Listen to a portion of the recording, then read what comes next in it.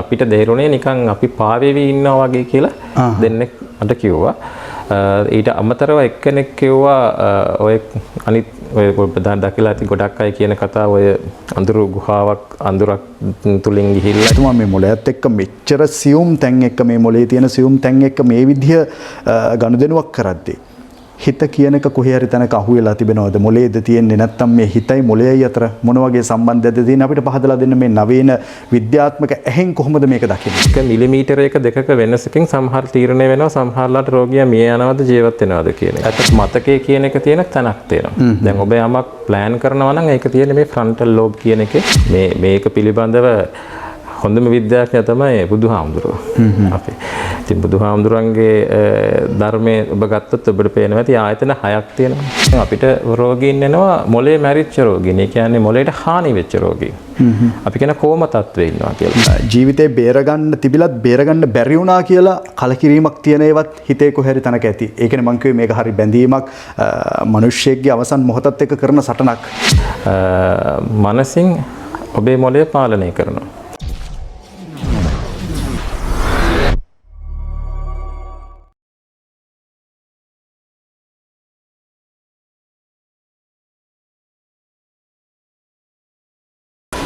ආයිබෝන් ධනුෂ්ලොක්ස් බලන හැමෝටම මම ආයිබෝන් කියලා පිළිගන්නවා ඔබතුමාව විශේෂඥ ස්නායු ශල්‍ය වෛද්‍ය සුරත් එස්.කේ. මුණසිංහ ශික්ෂණ රෝහල රත්නපුර වෛද්‍යතුමත් එක්ක තමයි අද අපි සාකච්ඡා කරන්නේ විශේෂ මාතෘකා ගණනාවක් තිබෙනවා මේ හැම දෙයක් ගැනම කතා කරන්න හිතනවා අපි මෙච්චර කාලයක් නොපෙනෙන ලෝකයේ පිළිබඳව මේ නොපෙනෙන ලෝකයේත් එක්ක වැඩ කටයුතු කරන අර එක්තරා විදිහක ශාන්ති කර්ම කියලා මේ පාරම්පරිකව පැවතගෙන ආව දේවල් පිළිබඳව අපි සාකච්ඡා කරා ගණනාවක්. එහෙමනම් එතනින් එහාට අපි සෝදානම් වෛද්‍යතුමත් එක්ක පොඩි විද්‍යාත්මක කතිකාවතක්. එහෙම නැත්නම් මේ තියෙන දේවල් එක්කම පාරම්පරික දේවල් එක්කම විද්‍යාවත් මුහු කරලා කොහොමද මේක මේ විද්‍යාව පැත්තෙන් මේ වගේ සත්‍යතාවක් තියෙනවද? එහෙම නැත්නම් අපි හැමෝම කතා කරනවා මේ අපිට නොපෙනෙන ලෝකයේ තියෙන ඇස්ට්‍රල් බොඩි එකක් මනෝකායක් ඕරා එකක් මේ සියලු දේවල් පිළිබඳව අපි කතා කරනවා අපිට පේන්නේ නැති ලෝකේ මේ දේවල් විද්‍යා ඇසකින් අපි කොහොමද දකින්නේ කොහොමද බලන්නේ ඒ දේ තමයි මේ සාකච්ඡාවේ ආරම්භය වෙන්නේ මේ දේවල් පිළිබඳව යද්දි මාතෘකා ගණනාවකට අපි කතා කරන්න බලාපොරොත්තු වෙනවා මුලින්ම ධනුෂ්ලොක්ස් අපේ නාලිකාවට ප්‍රථම වතාවට තමයි වෛද්‍යතුමා මුණ ගැසෙන්නේ වෛද්‍යතුමාත් එක්ක මෙහෙම වැඩසටහනක් ඔබට අරන් එන්නේ ඒ නිසා මම මුලින්ම වෛද්‍යතුමනි අපි පොඩ්ඩක් හඳුන්වා දෙමු මොකද්ද මේ විෂයත් එක්ක වෛද්‍යතුමාගේ තියෙන සම්බන්ධයත් එක්ක විශේෂඥ ශල්‍ය වෛද්‍යතුමා කිව්වා මං හිතන්නේ සමහරක් වෙලාවට දැන් රත්නපුර ප්‍රදේශයේ කට්ටිය නම් දන්නවා බොහෝ පිරිසක් දන්නවා අපි එතනින් එහාට ඔබතුමා ගැන මට කෙටියෙන් චුට්ටක් හඳුන්වා දෙන්නකෝ අපේ මේ රටේ ලෝකේ ධනුෂ්ලොක්ස් බලන මේ වැඩසටහන බලන අයට. ඔව් මම වෘත්තියෙන් ස්නායු ශල්‍ය වෛද්‍යවරයෙක්. මම දැනට සේවය කරන්නේ රත්නපුර ශික්ෂණ රෝහලේ එකම ස්නායු ශල්‍ය වෛද්‍ය විශේෂඥ වෛද්‍යවරයා හැටියට. දැන් ඔබ හුවා දැන් අපි මේ කතා කරන මාතෘකාවත් එක්ක කොහොමද මේ නවීන විද්‍යාවත් එක්ක මේක සම්බන්ධ කරගන්නේ කියලා. දැන් මම ඔබගේ වැඩසටහන දැකලා තියෙනවා. දැන් ඔබගේ වැඩසටහන ඇත්තටම ගොඩක් හොඳයි. ආධ්‍යාත්මික පැත්තට නඹුරුවක් තියෙන බව පේනවා. ඉතින් අපි අද මාතෘකාවත් ඒ පැත්තට යොමු කරගෙන කතා කරන එක සුදුසුයි කියලා හිතනවා. එතකොට දැන් මම කුඩා කාලේ ඉඳන් මේ සිත කියන්නේ මොකක්ද කොහෙද තියෙන්නේ මොලේ සම්බන්ධයෙන් බොහොම කුතුහලයෙන් හිටපු කාලයක් තිබ්බා. ඒ හින්දාද ડોක්ටර් මේ වගේ ශාස්ත්‍රයකට එන්නේ ශල්‍ය වෛද්‍යවරයෙක් බවට වෙන අර අඩිතාලම් වැටෙන්නේ ඒ තිබුණු ආශාව හින්දාද? ඔව් දැන් මට ඇත්තටම කුඩා කාලේ සිටම තිබ්බ පොඩි කැමැත්තක් මේ මොළය සම්බන්ධයෙන් එතකොට මේ ස්නායු සම්බන්ධයෙන් ඒවා ක්‍රියා කරන ආකාරය එතකොට හිත කියන්නේ කොහෙද තියෙන්නේ කියන එක මේ හිතයි මොළයයි කියන එක දෙකම එකක්ද කොහෙද තියෙන්නේ ඒ වගේ ඒ පැත්තට පොඩි ආසාවක් තිබුණා. නමුත් ඇත්තටම මට කුඩා කාලේ සිට මේ වෙන්න ඕනි කියලා හිතන් හිටියා නම් හිතන් හිටියේ මේ හෘද වස්තු ශල්‍ය කර්ම කරන ඔපරේෂන් කරන වෛද්‍යවරයෙක් වෙන්න. නමුත් එහෙම වෛද්‍ය වෛද්‍යවරයෙක් වෙන්න ඕනෙම කියලා එහෙම මේ තද දැඩි ආශාවක් තිබ්බේ නැහැ. මොකද ඒ කියන්නේ ඇත්තටම O level වලින් පස්සේ මට හිතා ගන්න බැරුව හිටියේ මම මොන ශාස්ත්‍රයේද යන්න ඕනි කියලා. මොකද මම ගණිතාංශයෙන්ුත් මට දක්ෂතාවයක් තිබ්බා, කලාංශයෙන්ුත් දක්ෂතාවයක් තිබ්බා. නමුත් පස්සේ දෙමව්පියන්ගේ කැමැත්ත අනුව තමයි මම මේ උසස් පෙළට ජීව විද්‍යාව හැදෑරුවේ. ජීව විද්‍යාව විෂයෙන් මම වෛද්‍ය විද්‍යාලයට ගියා. වෛද්‍ය විද්‍යාලයට ගිහිල්ලා සාමාන්‍යයෙන් මම බොහොම කියන්නේ හොඳින් වැඩ කරපු සිසුවෙක්. ඒ කියන්නේ සාමාන්‍ය හැමදාම පන්තියේ එක්ක නාලන්ත විද්‍යාලයට ගියේ පළවෙනිය හෝ දෙවෙනිය. වෛද්‍ය විද්‍යාලෙත් ඒ කියන්නේ ඉහළින්ම සිටියා. ඉතින් අන්තිමට ශල්‍ය වෛද්‍ය විද්‍යාවට රන් පදක්කමක් තිබ්බ නිසා ඒ ශල්‍ය වෛද්‍ය විද්‍යාව කරන්න ඕනි කියලා හිතුවා. කොච්චර පොඩි ආසාවන් තිබ්බත් අර මේ හරියටම මොකක්ද කරන්න ඕනි කියලා හැම ටාගට් එකක් තිබ්බේ නැහැ. ඊට පස්සේ ශල්‍ය වෛද්‍ය විද්‍යාව කරලා ඒ කරන කාලේ තමයි මුලින් හිතුවේ අර කිව්වා වගේ හෘද වස්තුව සම්බන්ධයෙන් ශල්‍ය කර්ම කරන වෛද්‍යවරයෙක් වෙන්න ඕනි කියලා. හෝ ස්නායු ශල්‍ය වෛද්‍යවරයෙක් වෙන්න ඕනි කියලා. ඉතින් ඒ කරන අතරතුරේ තමයි මේ අපි ට්‍රේනින් කියන්නේ පුහුණුවක් තියෙනවා. දැන් අපේ ට්‍රේනින් පීරියඩ් එක අවුරුදු ගත්තොත් මූලිකවම මුල් කාලේ අවුරුදු 4මාරක් විතර තියෙනවා. ඊට පස්සේ ඒ ඔබ කරන ශාස්ත්‍රයේ ස්නායු ශල්‍ය වෛද්‍ය නම් ඒකේ අවුරුදු ලංකාවේ අවුරුදු 2යි පිටරට අවුරුදු 2යි වගේ තියෙනවා. ඉතින් ඒ මුල්ම කාලේ 2013 ඒ ස්නායු ශල්‍ය විශේෂඥ වෛද්‍යවරයෙක් යටතේ අපි මාස 2ක් සේවය කරා. ඉතින් ඒ කාලෙදී ඒ වාට්ටුවේ ඉන්න රෝගීන් සමහර රෝගීන් ඉන්නවා මාස ගණන් ඇත්තටම සමහරට අවුරුද්දක් විතර වාට්ටුවේ ශල්‍ය කර්මය කරන්න බලාගෙන හිටපු කට්ටිය. ඉතින් ඒ රෝගීන් එක කතා කළාම ඉතින් ඇත්තටම අපිට තේරුණා මේ ස්නායු ශල්‍ය වෛද්‍ය ශාස්ත්‍රය කියන එක ලොකු සේවයක් කරන්න පුළුවන් රටට ඒකාංශයක් කියලා. එයාලා කියන්නේ අවුරුද්දක් විතරේ බලාගෙන ඉන්නේ ડોක්ටර්. ඒ අදාළ ශල්‍ය කර්මයට පහසුකම් නැති හින්දාද? එහෙම නැත්නම් එයාලගේ මොනවා හරි තියෙන ඇඟේ ඒ රෝගය සම්බන්ධ ප්‍රශ්නයක් හින්දාද? ඒකටත් වඩා ඇත්තටම දැන් ඒ කියන්නේ එච්චර රෝගීන් සංඛ්‍යාවක් හිටියා ඒ කාලේ. සහ ඒ ස්නායු ශල්‍ය වෛද්‍යවරුන් ලංකාවේ ගොඩක් අඩුයි. ඔබ දන්නවා ඇති දැනටත් ඉන්නේ 25ක් විතර වගේ. ඉතින් ඒ වෛද්‍යවරයාගේ කිසි වැරද්දක් නැහැ. ඔහු දක්ෂ වෛද්‍යවරයෙක්. ඉතින් අපහුටත් කරන්න පුළුවන් සීමාවක් තියෙනවා දවසකට. ඉතින් ලොකු කාලයක් රෝගීන්ට බලන් ඉන්න උනා. මොකද හැම කියන්නේ ලංකාවේ හැම පැත්තෙම වෙන රෝගීන් කොළඹට එනවා. ඉතින් ඒත් එක්කම අපි දන්නවා දැන් ඔය හදිසි අනතුරු වෙලා එන රෝගීනුත් ගොඩක් වෙලාවට කොළඹට ට්‍රාන්ස්ෆර් කරනවා හරවා එනවා. මම කියන්නේ මේ කාලේ හරවා ඒ කියන්නේ එවනවා ඒ වැඩිදුර මේ ප්‍රතිකාර සඳහා. මොකද ඒ පළාත්වල ස්නායු ශල්‍ය වෛද්‍යවරුන් හැමතැනම නැති නිසා. ඉතින් ඒව දැකපු නිසා තමයි හිතුවා ඉතින් ලොකු සේවයක් කරන්න පුළුවන් එක ශාස්ත්‍රයක් කියලා ස්නායු ශල්‍ය වෛද්‍ය විද්‍යාව කියන එක. ඒක තෝරගත්තේ. ඒක තමයි ප්‍රධාන හේතුව. ඉතින් අර කැමැත්තක් තිබ්බ පොඩි කාලේ ඉඳන්. ඊට අමතරව තව හේතු තියෙනවා. ඉතින් අපි ඒක කතා කරමු ඉස්සරහට. අනිවාර්යෙන්. දැන් වෛද්‍යතුමනි දැන් අපි කතා කරගෙන යද්දී මේ කියන්නේ වෛද්‍ය ශාස්ත්‍රයට අදාළ තව තියෙනවනේ අංශ තව තියෙන එක විෂයන්. මේ වගේන් ඔය කියන විදිහට ශල්‍ය කර්ම කියන විෂය කොහොමද පොඩ්ඩක් වෙනස් වෙන්නේ? ඔව්. දැන් මම ඇත්තටම ශල්‍ය කර්ම වලත් මම කතා කරන්න මගේ ශාස්ත්‍රය ගැන. ස්නායු ශල්‍ය වෛද්‍ය විද්‍යාව කියන්නේ ප්‍රධාන වශයෙන් ඔබ දන්නවා මොළේ සහ සුෂුම්නාවේ. කියන්නේ ස්නායු. එතකොට සුෂුම්නාව තියෙනවා. ඒ වගේම මේ අපේ ඇඟේ තියෙන තැන් වල තියෙන ස්නායු තියෙනවා. එතකොට අපි ඒ ශල්‍ය කර්ම තමයි ප්‍රධාන වශයෙන් කරන්නේ. ඉතින් ඔබ දන්නවා ඇති මොළේ කියලා කියන්නේ ඊටාත්ම සියුම් අවයවයක්. සුෂුම්නාවත් එහෙමයි. මොළේ තියෙන හැම සෛලයක්ම යම්කිසි කාර්යයක් කරනවා වැඩක්. කියන්නේ වැදගත්. අපිට අවශ්‍ය විදිහට ඒවා ඉවත් කරන්න බෑ. රෝගී තත්ත්වයක් ආවහම ඉතින් අනිත් එක බොහොම සියුම්. ඒක තමයි එකක් වෙනසක්. අනිත් එක බොහොම පොඩි ඉඩකින් ගිහිල්ලා ඒ ශල්‍ය කර්මය කරන්න ඕන. දැන් අපිට අනිත් තැන්වල වගේ මොලේ විශාල වශයෙන් අපිට මේ විවෘත කරලා ශල්‍ය කර්ම කරන්න බෑ. ඒ කියන්නේ බොහොම කුඩා සිදුරකින් ගොඩක් වෙලාවට කුඩා ඉඩකින් ඒ තියෙන වැදගත් ව්‍යුහ ස්ට්‍රක්චර්ස් කියනවා. ඒ කියන්නේ ස්නායු තියෙනවා, එතකොට රුධිර නාල තියෙනවා. ඒවට කිසිම හානියක් වෙන්නේ නැතුව ඒ ශල්‍ය කර්මය කරන්න ඕනේ. ඒකට පුදුම ඉවසීමක් ඕනේ නේද? ලොකු ඉවසීමකුත් ඕනේ. ඒ කියන්නේ හරියටම ඔබ දැනගන්න ඕනේ ඔබ කරන ශල්‍ය කර්මයේදී මොන ව්‍යුහයන්ද ඔබට හම්බ වෙන්නේ. ඒවත් එක්ක ඒ කියන්නේ අපි හිතමුකේ ඒ අවස්ථාවේ තියෙන රෝගී තත්ත්වයක ගෙඩියක් කියලා හිතන්නේ ගෙඩියේ තියෙන සම්බන්ධතාවය. එතකොට ඒ ගෙඩිය අයින් කරද්දී මේ ඒ අව්‍යුහයන් වැදගත් ව්‍යුහයන් වලට දැන් හානි වෙන්න පුළුවන්ද කියන එක ඒව දැනගන්න ඕනේ. මොකද ඔබේ 1 මිලිමීටරයක දෙකක වෙනසකින් සමහර තීරණය වෙනවා සමහරලාට රෝගියා මිය යනවද ජීවත් වෙනවද කියන එක. ඇත්තට ડોක්ටර් දැන් මේක ඇත්තට පුදුමාකාර විදිහක අර වගකීමක් නේද කෙනෙක්ගේ ජීවිතයක් එක්ක මේ කරන සටනක් වෙන්න පුළුවන්. සමහරක් වෙලාවට දශමයක් ડોක්ටර් කිව්වා වගේ කෙස් ගහක වෙනසක් ඇති වෙන්න පුළුවන්. ඒ රෝගියා ජීවත් කරනවද නැද්ද කියන එක බව තීරණය කරන්න.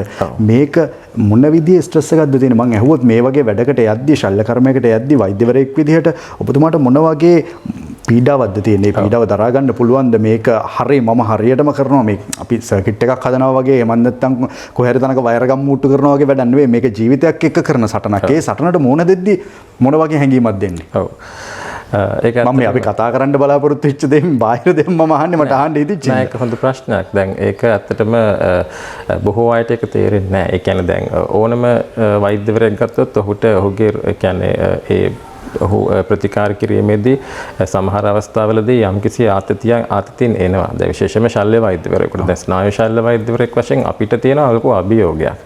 දැන් මොකද රෝගියාගේ ජීවිතය ඇත්තටම මම ඔබට කිව්වා වගේ සමහර වෙලාවට පොඩි වෙනසකින් ඔහු ජීවිත කාලය පුරා විදලා ඉඳිද්ද නැත්නම් එක පැත්තක් පණ නැතුව ඉඳිද්ද කියන එක තීරණය වෙනවා කිව්වා වගේ. ඉතින් ඒ නිසා ලොකු මේ අභියෝගයක් තියෙනවා සහ ආතතියක් නැහැ කියලා කියන්න බෑ. ආතතියක් තියෙනවා. නමුත් ඒ කොච්චර ආතතියක් තිබ්බත් ඔබ බොහොම ඒ කියන්නේ අපිට බොහොම සංයමයෙන් ඉවසීමෙන් අවධානයෙන් ඒ කියන්නේ අපි ඇත්තටම කිව්වොත් ස්ට්‍රෙස් එකට වඩා එතන තියෙන්නේ වගකීමක්. ඉතින් ඒ වගකීම අපි ඉටු කරන්න ඕනේ. ඒකයි මම කියන්නේ දැන් මේ ස්නායු ශල්‍ය වෛද්‍ය ශාස්ත්‍රය ඇත්තටම අපිට ඇත්තටම ලොකු දෙයක් මිනිසුන්ට කරන්නත් පුළුවන්. ඒ වගේම ලොකු දෙයක් කියන්නේ හොඳ දේවල්. ඇත්තටම කුසලයක් සමහර වෙලාවට ඒකම වෙන්න පුළුවන් ලොකු හානියක් කරන්නත් පුළුවන් අපි තමන්ගේ වැඩේ හරියට කරේ නැත්නම්. ඉතින් අපි දන්නවා දැන් කවුරුත් එහෙම හිතලා වැරදි කරන්නේ නැහැ. කිසිම වෛද්‍යවරයෙක් රෝගියාගේ ඒ කියන්නේ රෝගියාට යහපතක් වෙන්න කියලා අපි හැමදෙස්සෙම වැඩ කරන්නේ. නමුත් සමහර අවස්ථාවලදී අපි හිතමුකෝ අපි දන්නේ නැතිව හරි අපි නොසලකිල්ලෙන් යම් කිසි දෙයක් රෝගියාට වුණා කියලා. ඉතින් එතනින් ඇත්තටම මේ රෝගියාට ලොකු හානියක් වෙනවා ඒ පොඩි වෙලාවෙන්. ඉතින් ඒක ගැන අපි අවධානයෙන් අවබෝධයෙන් වැඩ කරන්න ඕනේ. ඉතින් ආතතියක් නැතිව නෙමෙයි දැන් උදාහරණයක් වශයෙන් හිතන්නකෝ දැන් සමහර වෙලාවට මොලේ අනිත් අවයව වලට වඩා දැන් ලේ ගැලීමක් වෙනකොට ඒ ලේ ගැලීම නතර කරන්න ලේසි නැහැ. අමාරුයි. ඒ කියන්නේ අර අනිත් අවයවවල ලේ ගැලීම නතර කරන විදිහට මොලේ ලේ ගැලීම නතර කරනවා කියන එක කියන්න බෑ. ඒකට වෙනම ක්‍රම තියෙනවා. සමහර වෙලාවලට අපිට පේන්නේ නැහැ. ඒ කියන්නේ කොහෙන් ලේ ගැලීම එනවද කියන එක පේන්නේ නැහැ. දැන් උදාහරණයක් වශයෙන් හිතන්න දැන් අපි දන්නවා ඇති මොලේ නහරවල රුධිර නහරවල ගෙඩි වගේ එනවා. අපි කියන ඇනියුරිසම් කියලා. ඒවා පුපුරලා රෝගීන් එනවා ශල්‍ය කර්ම කරන්න. එතකොට ඒ ශල්‍ය කර්මය කරන අවස්ථාවවලදී ඒ ගෙඩිය නැවත පුපුරන්න පුළුවන්. ඉතින් එහෙම වුණාම අපිට ලේ ගැලීම නවත්තන්න බැරිනොත් ඒ රෝගියා ශල්‍ය කර්ම කරන උඩම මේ යන්න පුළුවන්. ඉතින් ඒක ඔබට ලොකු ආතතියක්. එතකොට ඉතින් ඒක ඒ වගේම ඔබ දන්නවා ඇති අපිට මොනවා හරි අපේ අතින් මොනවා හරි වැරදක් හරි රෝගියාට සංකූලතාවයක් ආවොත් අපි ඒ ගැන දුක් වෙනවා. අපි ඒ ගැන හිතනවා. ඒකට දුක් වෙන්නේ ඔබට කරන්න බැරි වුණා කියනවට වඩා ඒ රෝගියාගේ තියෙන ඔහුගේ ජීවිතයට ඇතිවන හානිය ගැන හිතලා. මොකද අපි හරියට අපේ රැකියාව අපි දෙ කළේ නැත්නම් ඔබ දන්නවා අපි ණය වීමක් වෙනවා. ඉතින් සමහර අවස්ථා තියෙනවා අපි කොච්චර කරත් කොච්චර හොඳ ආද්‍යශයෙන් කළත් අපිට බේර ගන්න බැරි අවස්ථා තියෙනවා. ඒක වළක්ව ගන්න බෑ. ඒ කියන්නේ මම මේ කතා කරන්නේ පොදුවේ ගත්තාම ලොකු ආතතියක් තියෙන ශාස්ත්‍රයක් තමයි ස්නායු ශල්‍ය වෛද්‍යවරයෙක් කියන්නේ. අනිවාර්යෙන් ડોක්ටර් දැන් අර එක තැනක කිව්වා වගේ මොලේ අපිට සම්පූර්ණයෙන් විවර කරගෙන මේ තියෙන ශල්‍ය කර්මය කරන්න බෑ. එක්ක කුඩා සිදුරකින් එහෙම නැත්නම් මේක හරියට අර අනුමාන කරනවටත් වැඩිය ඒක බුද්ධිය යොදවලා මේ තන වෙන්න ඇති කියන ඔය අවබෝධයෙන් තමයි වැඩේ වෙන්නේ. ડોක්ටර් මට කියන්නකෝ ලංකාව මේ වෙද්දි ගත්තට පස්සේ මේ ශාස්ත්‍රයට අදාළව අපි සමහරක් වෙලාවට ප්‍රවෘත්ති දකිනවනේ මේ විශේෂ ශල්‍ය කර්මයක් කරා මේ විශේෂ දෙයක් කරා ලංකාවේ ප්‍රථම වතාවට මේ දේ කරේ. ප්‍රථම වතාවට මේ වගේ දෙයක් මේ ක්‍රියාවල් රෝහලේදී සිදු කරා මේ වගේ ජීවිත ගණනාවක් බේරගත්තා. එක්ක සමහරක් වෙලාවට අපි දකිනවා ඉපදිච්ච ළමයින්ගේ විශේෂ ශල්‍යකර්ම ඒ වගේ දේවල්. එහෙම සුවිශේෂී අවස්ථාවලට ડોක්ටර් මුහුණ දෙන්න ලැබිලා තියෙනවද? ડોක්ටර් මුහුණ දීලා තියෙනවද? එහෙම නැත්නම් මේ වෙද්දී විච්ච සුවිශේෂී අවස්ථාවන් ડોක්ටර් මතක් කරන්න පුළුවන්ද? ඔව් ඒ කියන්නේ මෙහෙමයි. දැන් සමහර දැන් ඔබ ගත්තොත් ස්නායු ශල්‍ය වෛද්‍ය ශාස්ත්‍රය තුල ඇත්තටම ලංකාවේ අපි අපේ තාක්ෂණය අපිට කියන්න බෑ 100% දියුණු මට්ටමක තියනවා කියලා. අපි තාම දියුණු වෙමින් පවතින්නේ. ඉතින් අපිට තව ගොඩක් දුර යන්න ඕනේ. අනිත් රටවල් එක සංසන්දනය කළාම අපි තාම ඉන්නේ පසුපසින් කියන එකයි මගේ පෞද්ගලික හැඟීම. ඉතින් ඒ වුණාට අපි අපේ තියෙන මේ පහසුකම් වලින් යටිතල පහසුකම් වලින් උපරිම ප්‍රයෝජනය ගන්නවා. ඇත්තටම දැන් උදාහරණ වශයෙන් ගත්තොත් අපි පිට රටවල් වල කරන සමහර ශල්‍ය කර්ම මෙහෙ ආවිල්ලා අපිට කරන්න පහසුකම් නැහැ. නමුත් අපි එහෙම වුණත් පුළුවන් තරම් උත්සාහ කරනවා ඒ උපරිම සේවය අපේ රෝගීන්ට දෙන්න. දැන් උදාහරණයක් වශයෙන් මම කියනනම් දැන් අපි කියනවා මේ awake craniotomy කියන එක. awake craniotomy කියන්නේ රෝගියා ගේ සිහිය නැති කරන්නේ නැතුව අපි ඒ කියන්නේ local anesthesia කියන්නේ නිර්වින්දනය කරලා ඒ කියන්නේ ඉන්ජෙක්ෂන් එකක් ගහලා ඔහුගේ අර හැම සහ ඒ කියන්නේ වේදනාවට දැනෙන ඒ තැන් නිර්වින්දනය කරලා අපිට රෝගියාට සිහිය තියෙනවා. ඒ සිහිය තියෙන අවස්ථාවේ අපිට පුළුවන් මොලේ තියෙන ශල්‍ය කර්මයක් කරන්න. ඒ කියන්නේ හැම ශල්‍ය කර්මයක් නෙමෙයි තෝරාගත්ත ඇතම් ශල්‍ය කර්ම කරන්න. එතනදී වෙනස වෙන්නේ ડોක්ටර් වේදනාව දැනෙන්නේ නැහැ. වේදනාව දැනෙන්නේ නැහැ. රෝගියාට සිහිය තියෙනවා. අපි ශල්‍ය කර්මය සිදු කරනවා. දැන් ඒ වගේ ශල්‍ය කර්ම අපි දැක්ක ළඟදිත් මම හිතන්නේ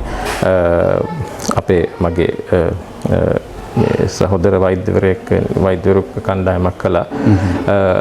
මමත් සති දෙකකට කලින් ඒ වගේ ශල්‍ය කර්මයක් කළා මගේ රෝහලේ. නමුත් ඉතින් අපිට අර ඒකට අවශ්‍ය දැන් අර හරියටම කරන්න අවශ්‍ය පහසුකම් නැහැ. නමුත් අපි පුළුවන් ආකාරයෙන් කරනවා. ඉතින් ඒ වගේ තව ශල්‍ය කර්ම අපි ගණනාවක් සිදු කරනවා. නමුත් අර එකම දේ තියෙන ශල්‍ය කර්මය නෙමෙයි. අර ඒ ශල්‍ය කර්මයක් කරන්න ගත්තාම ඒකට අවශ්‍ය අපි කියන්නේ අයිඩියල්ම දේ හොඳම දේ අපි ගාව නැති වෙන්න පුළුවන්. නමුත් අපි තියෙන ප්‍රමාණයෙන් පරිම සාධාරණයක් රෝගියාට ඉටු කරනවා. කරන්න උත්සාහ කරනවා. මම හිතන්නේ සාකච්ඡාවේදී ડોක්ටර් සඳහන් කරා ලංකාවටම ඉන්න සමහරක් වෙලාවකට 25කට විතර ආසන්න ප්‍රමාණය තමයි වෛද්‍යවරු මේ විෂයට අදාළව. එහෙමනම් මම මේ ડોක්ටර්ගෙන් අහන්න කැමතියි දැන් මේ විෂය ඇවිල්ලා වෙන රැකියාවල් වගේ නෙවෙයි. හරි වගකීම වැඩි, හරි ඉවසීමකින් කරන්න ඕනි රැකියාවක්. මේ දේ තුල මේ විෂය තුල මේ ලැබපු අත්දැකීම් තුල ජීවිතේ අමතක කරන්නම බැරි දේවල් තියනවාද? එහෙම නැත්නම් ජීවිතේ සතුටුම මං අහන සතුට දුක දෙකම තියනවනේ මේකේ. සමහරක් වෙලාවට මේ යන්න ඔන්න මෙන්න හිටිය රෝගියෙක් ජීවත් කරලා අදටත් වෛද්‍යතුමා සතුට වෙනවා ඇති, ડોක්ටර් සතුට වෙනවා ඇති.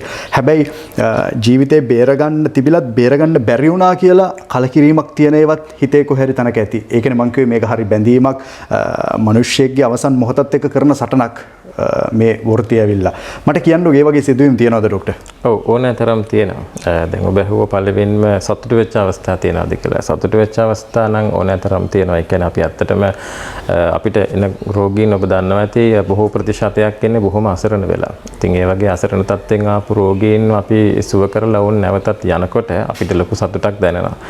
ඒ වගේම ඒක අපි මේ කියන්නේ හදිසි අනුතුරු විතරක් නෙමෙයි. අපි දන්නවා මොළයේ තියෙන ගෙඩි වර්ග, සුෂුම්නාවේ තියෙන ගෙඩි වර්ග, ඒ කියන්නේ ඇවිදින්න බැරි මිනිස්සු, රෝද පුටුවෙන් ආපු මිනිස්සු ඇවිදලා යනකොට ලොකු සතුටක් දැනෙනවා. ඉතින් අපි ඒක ඇත්තටම ඒ සතුට වෙන ශාස්ත්‍ර, ඒ කියන්නේ වෙන වෛද්‍ය වෘත්තීන් එහා ගිය වෘත්තීන් එක සංසන්දනය කරනකොට අපිට ඒක අපිට කියලා විස්තර කරන්න බෑ ඒ සතුට. ඉතින් ඒක ඒ වගේ අවස්ථා නම් ගොඩක් තියෙනවා. දැන් එතකොට ඔබ ඇහුවා දුක් ඒ කියන්නේ දුක්බර අවස්ථාවක් අමතක නොවෙන්නේ නැද්ද කියලා. දැන් ඒකෙදී අවස්ථා කීපයක් තියෙනවා. නමුත් එක අවස්ථාවක් මම හිතන්නේ තාමත් මගේ හිතට එනවා නිතරම. ඒක තරුණ කාන්තාවක් අවුරුදු 29ක වගේ ආවේ ඇත්තටම මේ මහත් එක්කන් ආවේ පොඩි මානසික වශයෙන් ඇගේ හැසිරීමේ වෙනසක් තියෙනවා කියලා. ඉතින් පවුල් කඩාකප්පල් වෙන තරමට ඒක දුරදිග ගිහිල්ලා ඇගේ හැසිරීම වෙනස් කියලා. අපි ස්කෑන් පරීක්ෂණයක් කළාම ඇගේ මොළයේ දකුණු පැත්තේ ලොකු ගෙඩියක් තියෙනවා. ඒක ඇත්තටම පිළිකාවක් නෙමෙයි අර මෙනින්ජිෝමා කියන තත්වයක්. නමුත් ඒක ඒ ගෙඩිය තියෙන තැන ඊටාත්ම ඒ කියන්නේ සාමාන්‍ය මෙගේ ගෙඩි තියෙන තැන් වලට වඩා ටිකක් විශේෂ තැනක තිබ්බේ. ඒ කියන්නේ අපිට අපේ මොළයට නහර ගෙන දෙන කියන්නේ ලේ ගේන ප්‍රධාන නහර දෙකක් තියෙනවා ධමනි දෙකක්. එකකින් අර කැරොටිඩ් ආටරි කියන මේ ඒක වට කරගෙන තමයි මේ ගෙඩිය තිබ්බේ. ඉතින් මම ඇත්තටම වෙන තැන් ඒ කියන්නේ කොළඹ හරි මං හිතන්නේ වෙන තැන් වලට ගිහිල්ලා ස්නායු ශල්‍ය වෛද්‍යවරු කීප දෙනෙක් හම්බෙලා තිබ්බේ මේ සම්බන්ධයෙන්. I think ඒ මං හිතන්නේ බලපු වෛද්‍යවරුත් ඇට කියලා තියෙනවා බොහොම අවදානම් ශල්‍ය කර්මයක් මේක බොහොම පරිස්සමින් කරන්න ඕනේ. මොකද මේ ගෙඩිය අයින් කිරීමේදී මම ඔබට මුලින්දී කිව්වා වගේ ඒ නහරයට හානියක් වුණොත් අප දන්නවා සමහර විට ජීවිතේ පවා නැති වෙන්න පුළුවන්. ඉතින් ඇත්තටම මම දැන් මගේ තිබ්බ පහසුකම් එක්ක මම ඇයට මේක විස්තර කරලා කිව්වා. ඇගේ ස්වාමියාට විස්තර කළා. නමුත් අර ඇගේ තිබ්බ මානසික තත්ත්වය නිසා මම හිතන්නේ ඒක ඇයට සම්පූර්ණයෙන් අර තේරුම් ගන්න හැකියාවක් තිබ්බේ නැහැ. අපිට ඒක ඇත්තට මේ ගෙඩිය ලොකු වැඩි නිසා වෙන අපි කියන දැන් කාලේ රේඩියෝ ට්‍රීට්මන්ට් කියන්නේ රේඩියෝ තෙරපි කියන්නේ මේ කියන්නේ අපි කියන්නේ කිරණ අල්ලලා විකිරණ මගින් ඒක හොඳ කරන්නත් පුළුවන් කමක් තිබ්බේ නැහැ. ඉතින් කරනවා නම් කරන්න තිබ්බ ලොකුම දේ තමයි ශල්‍ය කර්මයක් කරන එක. ඉතින් අන්තිමට අපි ඔක්කොම විස්තර පහදලා දීලා ශල්‍ය කර්මය කරන්න අපි ඔක්කොම ප්ලෑන් කළා. නමුත් මම දැනන් හිටියා මොකක් හරි පොඩි වෙනසක් හරි වුණොත් ලොකු අපහසුතාවයකට පත් වෙන තැනක් කියලා. ඉතින් ඇත්තටම අපි ගෙඩිය අයින් කරා 90% විතර අයින් කළා. හරිම තදයි. ඒ කියන්නේ මම හිතන්නේ මම මෙච්චර කාල ජීවිතේ හම්බෙච්ච තදම මොලේ තියෙන ගෙඩියක් හරිම ටෆ්. ඒ කියන්නේ හරිම තදයි. ඒ කියන්නේ අපේ තියෙන උපකරණ වලින් මොකකින්වත් ඒක අයින් කර ගලවන්න ලේසි වුණේ නැහැ. ඉතින් අවසානයේදී අපි දැන් කොටසක් ඉතුරු කරලා එන්න හැදුවේ. කියන්නේ නහර උඩ තියෙන කොටස ඉතුරු කරලා මොකද අපිට ඒක ගන්න බෑ. ගන්න කිව්වොත් අවදානම වැඩි. නමුත් අවාසනාවකට ශල්‍ය කර්ම ඉවර කරන්න යනකොටම ඒ අර ගොඩාක් කාලයක් තිස්සේ තිබිච්ච තෙරපීම නිසා ඒ නහරේ බොහොම තුනී වෙලා තිබ්බේ. අවසානයේදී එක පොඩි ඒ කියන්නේ පොඩ්ඩක් අර උපකරණයෙන් ගන්නකොට ඒක පොඩ්ඩක් ඇදිලා ඇවිල්ලා ඒ ස්නායු ඒ කියන්නේ නහරය ඩැමේජ් වුණා. ඩැමේජ් වෙලා ඇත්තටම ලොකු ලේ ගැලීමක් වුණා. ගැලීමක් වෙලා අපිට ඒක නවත්තුවා. නමුත් අවාසනාවකට ඇගේ කියන්නේ සම්පූර්ණ එක පැත්තකම මොලේ ඒ නහරෙන් පෝෂණය වෙන ප්‍රදේශය ඒ කියන්නේ මිය ගියා මොලේ. ඉතින් ඒ කාලයක් ඉඳලා ඇත්තටම ඇය මිය ගියා. ඉතින් ඒක තමයි මම හිතන්නේ මගේ ජීවිතයේ කියන්නේ තිබිච්ච ලොකුම මේ පසුතැවීමක් තියෙන මට අද වුණත්. මොකද ඉතින් දැන් ඒ නිසා දැන් එදායින් පස්සේ මම ඇත්තටම දැන් මගේ සමහර දැන් අපි කියනවා දැන් ශල්‍ය කර්මයක් කරනකොට ඉස්සෙල්ලාම තාක්ෂණයක් ටෙක්නික් එකක් තියෙනවානේ. ඒ ටෙක්නික් ඔක්කොම සමහර ඒ කියන්නේ ටෙක්නික් එතකොට මම සමහර දේවල් ගැන හිතන විදිහ ඒ පොඩ්ඩක් වෙනස් කරගන්න වෙනස් වුණා. ඉතින් ඇත්තට මෙතන මගේ වැරද්දට වඩා එතන අර ඒ රෝගයේ තියෙන ස්වභාවය අනුව තමයි ඒක වෙනස් වෙන්නේ. ඉතින් ඒක අපිට කරන්න දෙයක් නැහැ. මොකද මම හොඳටම දැනගෙන ඒ කියන්නේ මෙන්න සූදානම් වෙලා මෙහෙම කියලා බොහෝම පරිස්සමෙන් කරපු ශල්‍ය කර්මයක්. නමුත් ඉතින් ඒක අපිට වෙනස් කරන්න බෑ. එහෙම තමයි සමහර වෙලාවට. නමුත් අර ඒක සෑහෙන මගේ කියන්නේ හිතට වැදිච්ච තැනක්. එහෙම තමයි. ඉතින් මේ වෘත්තයේ හැටි හැම තමයි ඒක ස්වභාවය. ඒක අපිට වෙනස් කරන්න බෑ. හරි. මං හිතන්නේ අපි මෙච්චරලා කතා කරා වෛද්‍යතුමා ගැන ඔබට අවබෝධයක් ගන්න. එතනින් එහාට තමයි අපි මේ වැදගත්ම මාතෘකා ටිකට එළඹෙන්නේ. මං හිතන්නේ ඒකට හොඳ පිවිසීමක් තමයි ડોක්ටර් අපිට ආවේ. දැන් අර ඒ කිව්ව අවුරුදු 29ක තරුණියගේ මොලේ තමයි මේ කියන විදිහට ප්‍රශ්න ඇති වෙන්නේ. හැබැයි එක්තරා විදිහක කිසියම් පීඩනයකට ලක් වෙලා හරි අර ડોක්ටර් කිව්ව විදිහට මොනවා හරි දෙයක් ගැන හිතලා හරි කලකිරීමක් හරි කිසියම් හේතුවක් වෙන්නත් පුළුවන් කිව්ව සමහරක් විට ඔය දෙයට. එහෙමනම් මේ හිතයි මොලේයි අතර මොන වගේ සම්බන්ධයක්ද තියෙන්නේ? මම හිතන්නේ මම මේ ප්‍රශ්නේ අහන්න හොඳම කෙනා ඔබතුමා කියලා මට හිතෙනවා. ඔබතුමා මේ මොළයත් එක්ක මෙච්චර සියුම් තැන් එක්ක මේ මොළේ තියෙන සියුම් තැන් එක්ක මේ විදිය ගනුදෙනුවක් කරද්දී හිත කියන එක කොහේ හරි තැනක අහු වෙලා තිබෙනවද? මොළේද තියෙන්නේ නැත්නම් මේ හිතයි මොළයයි අතර මොන වගේ සම්බන්ධයක්ද තියෙන්නේ? අපිට පහදලා දෙන්න මේ නවීන විද්‍යාත්මක ඇහෙන් කොහොමද මේක දකින්නේ? ඔව්. දැන් ඔක ඇත්තටම මටත් ගොඩක් කාලයක් ඉඳන් තිබ්බ ප්‍රශ්නයක්. ඉතින් ඒ නිසා මමත් ඔක සෑහෙන්න කියන්නේ වෛද්‍යවරයෙක් ඉන්න කලින් ඉඳනුත් පොඩ පරීක්ෂණ කියන්නේ බැලුවා. ඒ කියන්නේ දේවල් හොයලා බැලුවා. දැන් ඒ සෑම එකක්මත් එක්ක සහ දැන්ට හොයාගෙන තියෙන දේවල් අනුව සහ මගේ අත්දැකීම් එක්ක මගේ දැනුමත් එක්ක මම කියන්නේ පුද්ගලයාගෙන් පුද්ගලයාට දේවල් වෙනස් වෙන්න පුළුවන්. හිතයි මොළයයි කියන්නේ එකක් නෙමෙයි. හිතයි මොළයයි කියන්නේ දෙකක්. දැන් උදාහරණයක් වශයෙන් ගත්තොත් මොළය කියලා කියන්නේ පරිගණකයක් වගේ. පරිගණක එකක් නෙමෙයි අතරම පරිගණක රාශියක් වගේ. නමුත් සමහර අය කියනවා එහෙම කියන්නත් බෑ පරිගණකයක් කියලා කියන්නත් බෑ මොකද ඊටත් වඩා එහා ගිය දෙයක් තමයි තියෙන්නේ. එතකොට හිත කියන එක තාම කොච්චර විද්‍යාව දියුණු වුණත් අපි තාම හොයාගන්න බැහැනේ හිත කොහෙද තියෙන්නේ කියන එකනේ. නමුත් අපිට කියන්න පුළුවන් එක දෙයක් තමයි මේ මොළය කියන එක පාලනය කරන්න, කියන ඉන්ටිග්‍රේට් කරන්න, අන්තර්ක්‍රියා කරනවා හිතත් එක්ක. දැන් උදාහරණයක් වශයෙන් ස්නායු ශල්‍ය වෛද්‍යවරයෙක් හිටියා විල්ඩ පෙන්ෆීල්ඩ් කියලා. ඔහු සෑහෙන ලොකු සේවයක් ඉටු කරලා තියෙනවා මේ වලිප්පුව සම්බන්ධයෙන්. ඒ කියන්නේ අපි දන්නවා වලිප්පුව කියන එකට මේ එපිලෙප්සි කියන එකට ශල්‍ය කර්ම තියෙනවා. ඒ ශල්‍ය කර්ම කළාම සමහර එපිලෙප්සි වර්ග තියෙනවා අපිට සුව කරන්න, කියන්නේ පාලනය කරන්න පුළුවන් ඒවා. දැන් ඔහු ඒ පරීක්ෂණත් එක්ක ඔහු අවුරුදු ගාණක් ශල්‍ය කර්ම රාශියක් කළා. ඔහු කියනවා දැන් අර මම කලින් ඔබට කිව්වේ අර සිහි නැති කරන්නේ නැතුව පුද්ගලයාගේ සිහිය තියෙද්දි අපි ශල්‍ය කර්ම කරනවා කියලා. awake ක්‍රේනියටොමි කියලා කියන්නේ පුද්ගලයාගේ සිහිය තියෙනවා අපි මොළේ ශල්‍ය කර්මය කරනවා. ඒ වගේ එකකදී ඔහු කියනවා උදාහරණයක් වශයෙන් දැන් අපේ මොළේ තියෙනවා එක ස්ථානයක් දැන් අපිට ඕනනම් මේ අත මගේ දකුණු අත උස්සන්න අපි ඒ ප්‍රදේශයට මොළයට අදාළ ඒ ප්‍රදේශයට විද්‍යුත් ඉලෙක්ට්‍රෝඩයක් වගේ විද්‍යුත් උත්තේජනයක් කළොත් අපිට පුළුවන් රෝගියා මුකුත් කරන්න හිතන්නේ නැතුව අපිට ඒ කොටස උස්සන්න. ඒ කියන්නේ දැන් ඔහු හිතන්නකෝ දැන් ඒ කොටස උත්තේජනය කරනවා රෝගියාගේ. රෝගියාගේ අත එසවෙනවා. ඒත් ඔහු රෝගියාගෙන් අහනවා ඔබ අත ඉස්සුවද? හිතුවද එහෙම උස්සන්න? රෝගියා කියනවා නැහැ. එතකොට දැන් එහෙම ගත්තොත් මොළයට දුන්න උත්තේජනය නිසානේ අත ඉස්සුවේ. එතකොට සිතයි මොළය කියන එක දෙකක් එතකොට. ඒ වගේම ඒක අත පහත් කරන්න තන උත්තේජනය කළාම අත පහත් වෙනවා. එතකොට අහන රෝගියාගෙන් ඔබ අත පහත් කළාද? නෑ, පහත් කර මම කරේ නෑ. ඔබ තමයි කළේ. හරි. එතකොට ඒක ඔහු දෙන එක උදාහරණයක්. ඒ වගේ දැන් සමහර තියෙනවා දැන් ශල්‍ය කර්ම කරනකොට අපේ මේ කතාව කතනේ කියන එක පාලනය වෙන තැන් තියෙනවා. එක තැනක් තියෙනවා ඒක උත්තේජනය කළාම කතා කරන්න බෑ. රෝගියා හිතුවල රෝගියට කතා කරන්න බෑ. ඒ වගේ තැන් තියෙනවා. දැන් අපි ඒ වගේ ශල්‍ය කර්ම සිහි නැති කරන්නේ නැතුව කරන එකේ අරමුණ ඒකයි.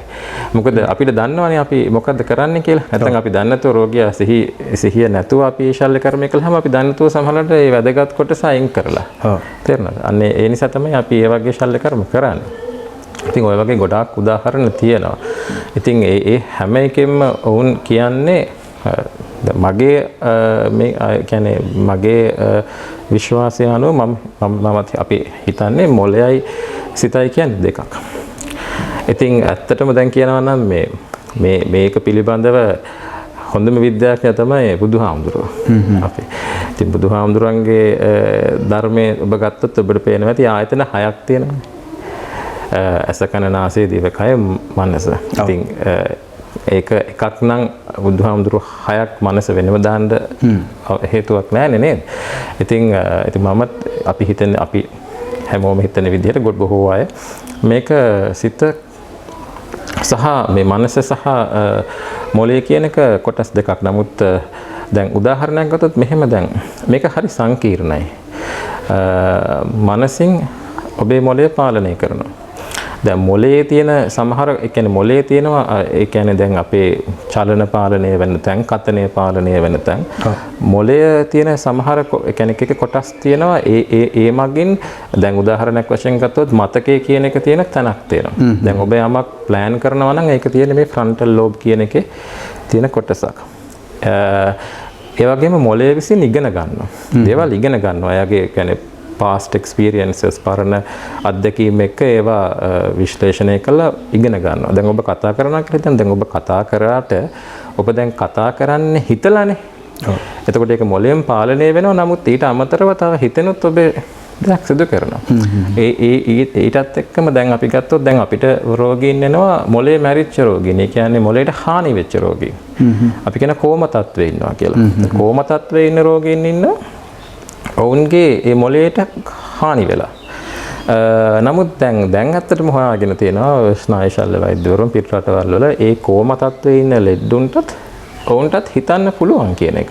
කියන්නේ ඒවට සාක්ෂි තියෙනවා කියන එක. දැන් ඒ කියන්නේ ඔවුන්ගෙන් අපි ගිහිල්ලා ප්‍රශ්නයක් අහුවොත් ඔවුන් ඉන්නේ කිසිම දෙයක් කර කියා ගන්න බැරුව මොකුත් පේන්නේ නැහැ මොකුත් දැනෙන්නේ නැහැ වගේ ඔහේ අපි කියන්නේ ඒ කියන්නේ මොලේ මැරිලා වගේ කියලා පොදු ව්‍යවහාරය කියන්නේ ඉන්නවා කියලා. නමුත් ඔවුන්ටත් යම්කිසි දෙයක් ඒ කියන්නේ ඔවුන් හිතන්න උත්සාහ කරනවා හිතනවා කියලා ඔවුන්ගේ හිත වැඩ කරනවා කියන එක පරීක්ෂණ දැන් කරපු දේවල් වලින් ඔප්පු වෙමින් පවතිනවා. ඒ කියන්නේ මොලේ මිය ගියත් කොමා තත්ත්වයේ හිටියත් එයාගේ හිත වැඩ කරනවා. හිත වැඩ කරන්න පුළුවන් කියලා අපිට ඒක හරියටම කිසිම දෙයක් කියන්න බෑ. තාම පරීක්ෂණ මට්ටමින් නොඑක් පුද්ගලයෝ කරන පරීක්ෂණ වලින් එහෙම කියනවා. ඒත් එක්කම තව උදාහරණයක් කියන්නම් මම. කියනවානේ මෙන්න මේ දැන් ඉංග්‍රීසියෙන් කියනවා self consciousness කියන එක. කියන්නේ අපේ තමන් කියන එක. තමන් කියන හැඟීම.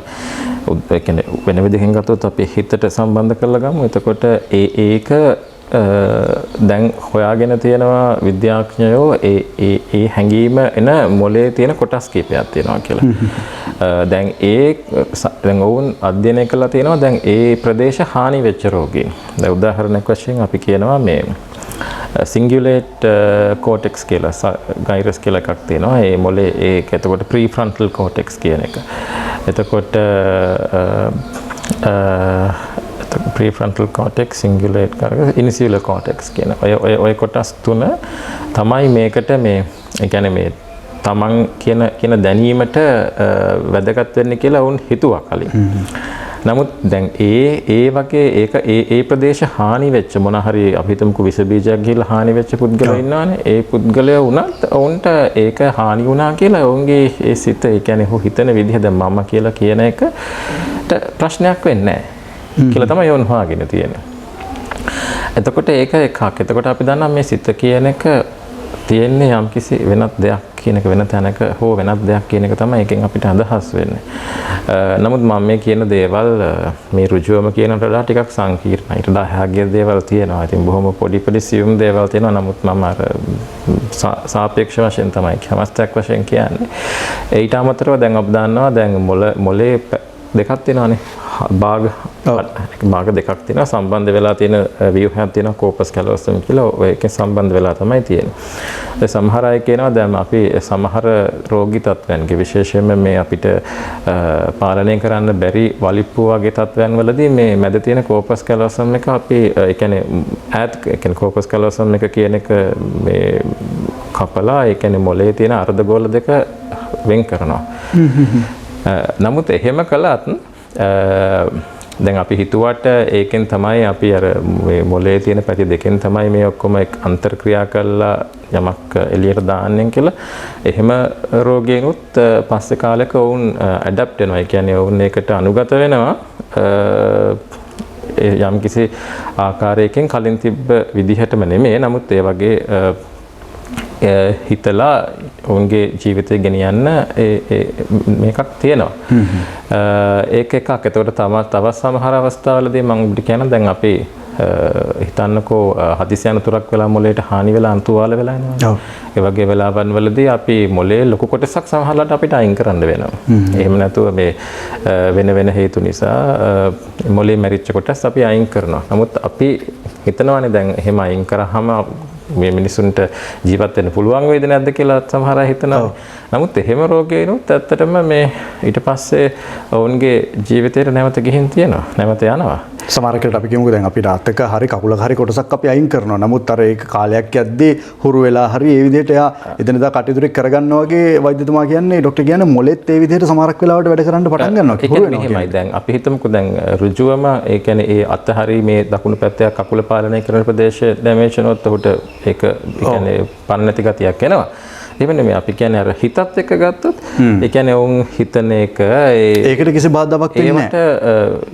අපි බාධාවක් වෙන්නේ නැහැ කියන්න බෑ. අනිවාර්යයෙන්ම තියෙනවා. නමුත් අර සැලකිය යුතු වශයෙන් වුන් ඒකට අනුගත වෙනවා. ඉතින් ඒ වගේ අවස්ථා තියෙනවා දැන්. එහෙම අවස්ථා අපි දැකලා තියෙනවා බොහෝ අවස්ථාවන් හැදී. එතකොට එහෙමනම් අපි ඊළඟ ප්‍රශ්නට ආවොත් ડોක්ටර් දැන් සිත එහෙමත් නැත්නම් අපි සිත කියන එක පැත්තකින් තියමු මේ ඇස්ට්‍රල් බොඩි එක කියලා අපි හැමෝම හඳුන්වන දෙයක් තියෙනවානේ මනෝකාය කියලා සාමාන්‍යයෙන් ඇස්ට්‍රල් බොඩි එක කියලා කියනවා මනෝකාය කියලා කියනවා මේ සිතයි මනෝකාය ඇස්ට්‍රල් බොඩි එක මේ කියන දේවල් අතර මොන හරි සම්බන්ධතාවයක් තියෙනවද? ඔව් ඒක ඇවිල්ලා මෙහෙමයි. දැන් ඒකට අපිට ඇත්තටම විද්‍යාවෙන් තාම හරි විසඳුමක් හරි මේකක් නැහැ. හරි උත්තරයක් නැහැ. ඉතින් ඒ වගේ දේවල් තමයි ගොඩක් තියෙන්නේ මේ සම්බන්ධයෙන්. දැන් සමහර අය කියනවා දැන් අවුරා එකක්. ඒ කියන්නේ මම ඒක හඳුන්වන්නේ දල ශරීරයේ වටා තියෙන සියුම්. හිතමුකෝ සියුම් ශරීරයක් කියලා නිකන් හඳුන්වමුකෝ. දැන් ඔබ දන්නවා ඇති මෙහෙම හැඳින්නුවොත් ඒක දැන් ඔබ දන්නවා දැන් අපේ ශරීරය හැදලා තියෙන පදාර්ථ. දැන් වෙන කියනවා නම් මේ ආපෝ තේජෝ වායෝ පඨවි කියන හතරෙන් හැදලා තියෙන්නේ. එතකොට ඒක තමයි දල ශරීරය කියන්නේ. නමුත් ඊට එළියෙන් සමහර අය විශ්වාස කරනවා මේ ඊට වඩා සියුම් ඒ කියන්නේ ඒ පදාර්ථ වලින්ම හැදිච්ච ශරීරයක් තියෙනවා කියන එක. ඒ තමයි ඇස්ට්‍රල් බොඩි කියලා කියන්නේ. එතකොට ඒ ඇස්ට්‍රල් බොඩි කියන එක ඇත්තටම මම දන්න හැටියට නම් මගේ දැනුම හැටියට නම් සාමාන්‍ය මිනිස්සුන්ගේ ඇසට පේන්නේ නැහැ. ඒ කියන්නේ මේ පෘථග්ජන මිනිස්සුන්ගේ මස් ඇසට පේන්නේ නැහැ. ඒක මනස දියුණු කරපු පුද්ගලයන්ට ඒක දකින්න පුළුවන් කියලා මම විශ්වාස කරනවා. මනස දියුණු කරපු පුද්ගලයන්ට ධානලාභීන්ට අෂ්ට සමාපත්තිලාභීන්ට පුළුවන්. ඒක ඉතින් දැන් මෙහෙම දැන් ඒක විද්‍යාවෙන් ඔප්පු කරන්න බෑ. දැන් විද්‍යාවෙන් වුණත් දැන් කිරලියන් ඡායාරූප මගින් අපි ඡායාරූප ගත කළාම අවුර එකක් අපිට දකින්න පුළුවන්. දෙක එක්කෙනාට එක විවිධ මත කියනවා. දැන් සමහර අය කියනවා දැන් තෙතමනේ තියෙන තැනක අපි විද්‍යුත් විභවාන්තරයක් යදුවාම මේ තෙතමනේ තියෙන තැනකේ තියෙන වායුගෝලයන ඒ වායු අංශු අතර ඒ අයනීකරණය වීමෙන් තමයි ඒක රශ්මි ධාරාව වගේ හටගන්නේ කියලා කියනවා. එතකොට ඒක එකක්. සමහර අය කියනවා මේ හීට් එක තාපය නිසා එන්න දෙයක් තමයි මේක පේන්නේ කියන එක. ඉතින් එක නමුත් විද්‍යාවෙන් අපිට ඒක පැහැදිලි කරන්න බෑ මේ ධනුෂ්ක. නමුත් මම පිළිගන්න වර්තමානයේදී මේ ඕරක රීඩ් කරන්න මැෂින්ස් හදලා තියෙනවා නේද? ඒක තමයි හදලා තියෙනවා. ඒ හදලා තියෙන එක තමයි මම කියන්නේ. දැන් ඒ හදලා තිබ්බට එක එක්කනා ඒක තාමත් අපිට කියන්න බෑ හරියටම මේක මේකෙන් අදහස් වෙන්නේ තමන්ගේ සිරුර වටේ තියෙන මනෝකාය කියන එක අපිට තාම විද්‍යාත්මකව එහෙම පැහැදිලි කරන්න බෑ. ඒ කියන්නේ ඇස්ට්‍රල් බොඩි එක ගන්නට තාම මැෂින් එකක් ලෝකේ කොහෙවත් නිර්මාණය වෙලා නැහැ. මම හිතන විදිහට නම් තාම නැහැ කියලා මම හිතන්නේ. ඒ කියන්නේ දැන් මිනිස්සු ඔය කිව්වට දැන් ඔය ඒක පේනවා ඔය හොල්මන් ඔය ඔබ දන්නවනේ එක තියෙන දේවල් තියෙනවා. ඉතින් ඒක මම හිතන්නේ මේ මිනිස්සුන්ගේ මසසට සාමාන්‍ය පෘථග්ජන මිනිස්සුන් තමයි සාමාන්‍ය මිනිස්සුන්ගේ මසසට ඒක දර්ශනය වෙන්නේ නැහැ. නැති වුණාට දැන් මනස දියුණු කරපු පුද්ගලයන්ගේ මම කියන්නේ මේ නිවන් දැකපු පුද්ගලයන් කියලා නෙමෙයි. ඒක ඔබ දන්නවනේ ඒ ක්‍රම තියෙනවා. මනස දියුණු කරපු පුද්ගලයන්ට ඒක දකින්න පුළුවන් කියන එක මම දන්නවා. ඉතින් දැන් ඔය ෆොටෝ ගහලා ඒව තියෙන්නේ මිනිස්සු එහෙම මනස දියුණු කරගත්ත පුද්ගලයෝ දැකලා ඒක ෆොටෝ ගහනවා නෙමෙයිනේ. ඒක උන් අහම්බෙන් මේ තැන්වල මේව තියෙනවා කියලා හිතලා උන් ෆොටෝ ගහුවාම මිනිස් ඇසට පේන නැති දේවල් කැමරා කාචයේ සඳහන් වෙනවා. ඒක දෙකක්. ඉතින් ඒ නිසා මගේ අදහස වෙන්නේ මෙන්න මේ ඇස්ට්‍රල් බොඩි එක කියන එක මම දන්න කියන්නේ මේ අවුරා කියන එක ඇස්ට්‍රල් බොඩි අවුරා කියන එක මගේ විශ්වාසයේ හැටියට එහෙම දෙයක් බොහෝ විට තියෙනවා. නමුත් ඒක අර දකින්න පුළුවන් වෙන්න පුද්ගලයෝ ඉන්නවා. අපි හැමෝටම මේක දකින්න බෑ කියන මතය තමයි මම ඉන්නේ.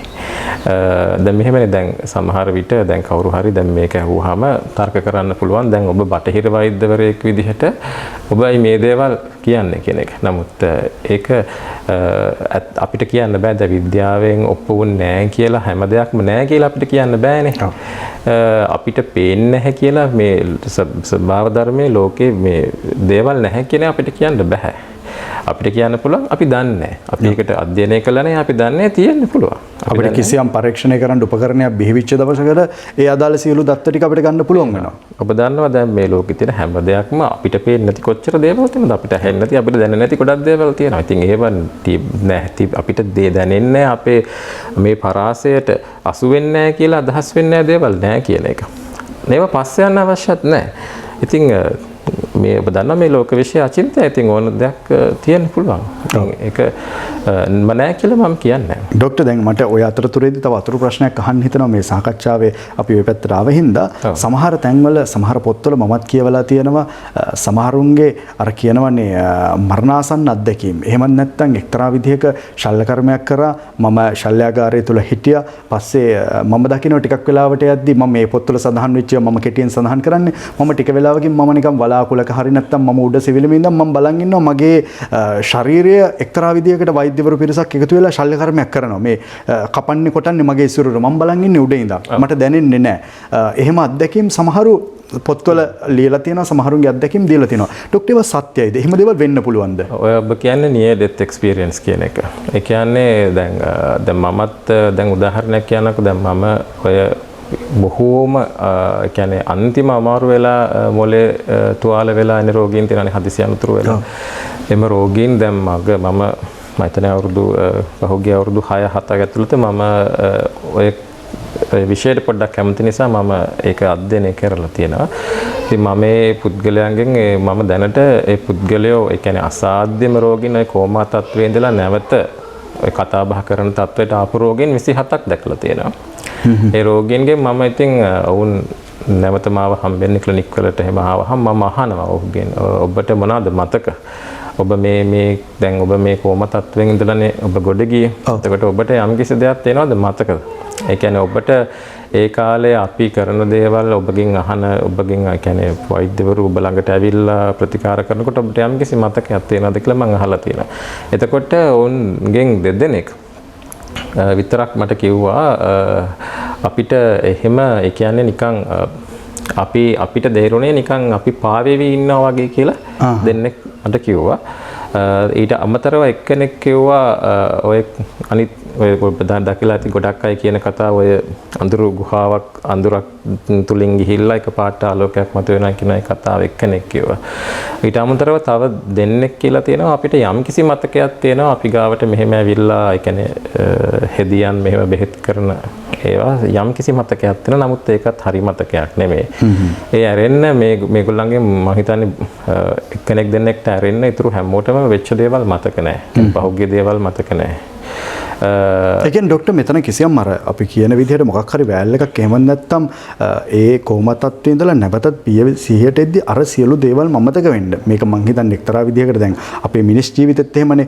අපි මිය ගිහිල්ලා අලුතෙන් කෙනෙක් විදිහට නැවතත් උත්පත්තියක් ලබද්දි සමහරක් වෙලාවට මේ කිසිම දෙයක් මතක නැහැ. ඒ මතක තියෙන කට්ටිය තමයි ඔය නැවත ගිය ආත්ම ගැන කියවන්නේ කතා කරන්නේ. එහෙම ජනප්‍රිය වෙන්නේ. එහෙම කිසියම් හෝ දශම ගාණක් හරි මතක තියෙන කට්ටිය. නමුත් සාමාන්‍ය මිනිස්යාගේ ස්වභාවය හැටියට එහෙම කිසිම දෙයක් මතක නැහැනේ. ඒකට අර විදිහට කොමා තත්ත්වයේ ඉඳලත් නැවත මතක් වෙද්දී හැම දෙයක්ම අමතක ඒ විදිහට අපේ සිරුර අපේ මනස ඔය කියන විදිහට අපේ සිත හැඩ ගහලා තියෙනවා. ඒක මෙහෙමයි. දැන් එතනදී මම පෞද්ගලික මතය කියන්නම්කෝ මගේ.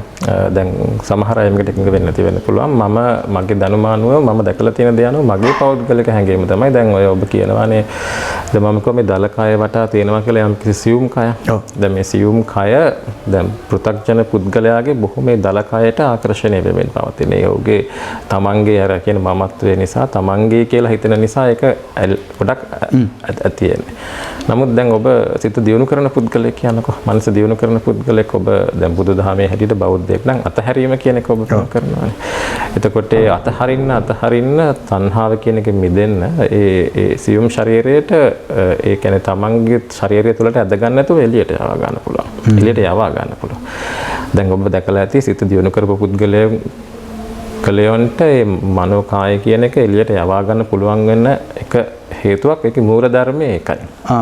ඒතර දැන් සිත දියුණු කරපු යෝගීන්ගේ ඒ ඕරාව කියන එක එළියට විහිදෙන්නේ ඒ දල ශරීරයට තියෙන තමන්ගේ කියන මමත්වයේ කියන එක ඒ තණ්හාව ඒ සියල්ලක්ම අඩු නිසා තමයි ඒක එළියට විහිදෙන්නේ. දැන් ඔබ අහලා ඇතිනේ. දැන් ඔබ අහලා ඇති පොත්වල සඳහන් වෙනවානේ බුදුහාමුදුරන්ගෙන් වටේ අර රශ්මි ධාරාවක් කියලා. ඒ බුදුරස් වලල් හැම බුදුරස් කියලා කියන එක කොළුවෙන් විතරක් නෙමෙයි මුළුවෙන්ගෙම යන එකක්. ඉතින් ඒක මූල ධර්මයේ ඉතින් ඒක තමයි. ඉතින් දැන් අතනදි වෙන්නේ දැන් ඔබ දන්නවා දැන් පුද්ගලයෙක් මිය යනකොට මේ සියුම් කය කියන එක ඔබේ අවකාශයට යන්න ඕනේ. ඒක තමයි ආත්මයේ විදිහට හරි සඳහන් වෙන්නේ.